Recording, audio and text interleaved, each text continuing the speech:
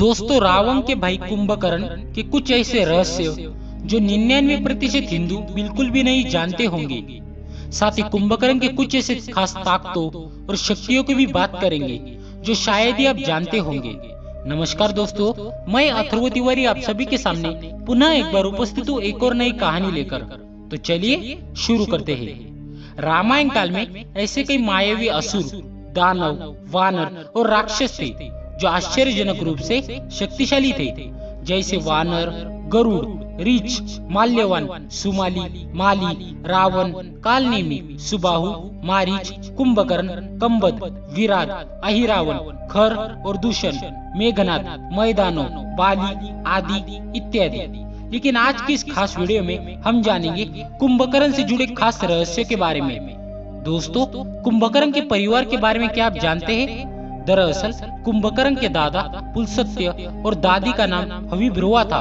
उसके पिता का नाम विश्वश्रवा था। ऋषि विश्वश्रवा ने ऋषि भारद्वाज की पुत्री इलाविदा से विवाह किया था, जिनसे कुबेर का जन्म हुआ। विश्वश्रवा की दूसरी पत्नी कैकसी से रावण, कुंभकर्ण, विभीषण और शूर्पणखा पैदा हुई थी।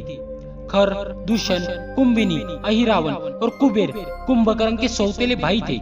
वही अब जिक्र करते हैं कुंभकर्ण की पत्नी के बारे में। क्या आप जानते हैं कि कुंभकर्ण की पत्नी कौन थी? दरअसल दोस्तों, कुंभकर्ण की पत्नी विरोचन की कन्या वज्रज्वाला थी। उसकी एक दूसरी पत्नी का नाम कर्कटी था। कुंभपुर के महोदर नामक राजा की कन्या तड़ितमाला से भी कुंभकर्ण का विवाह हुआ था। कुंभकर्ण के एक पुत्र का नाम मलकासुर था, जिसका वध माता सीता ने किया था। दूसरे का भी नाम भीम था। कहते इस भीम के कारण ही भीमाशंकर नामक ज्योतिर्लिंग की स्थापना हुई थी।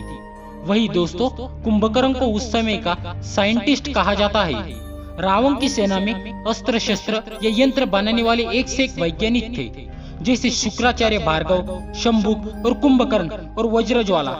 कुंभकर्ण अपनी पत्नी वज्रज्वाला के साथ अपनी प्रयोगशाला में तरह तरह के अस्त्र शस्त्र और यंत्र बनाने में ही लगे रहते थे, जिसके चलते उनको खाने पीने की सूध ही नहीं रहती थी।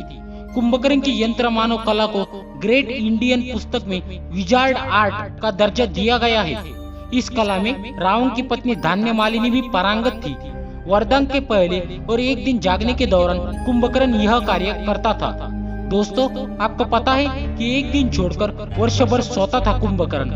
कुंभकर्ण 6 महीने बाद एक दिन जागता और भोजन करके फिर से सो जाता, क्योंकि इसने ब्रह्मा जी से इंद्रासन की जगह निद्रासन का वरदान मांग लिया था। इसका शरीर विशालकाय था। इसका शरीर बहुत विशालकाय था। वही ये भी कहते हैं कि कुंभकर्ण जन्म लेते ही कई लोगों को खा गया था, जिससे घबराकर सारी प्रजा इंद्र से मदद मांगने लगी।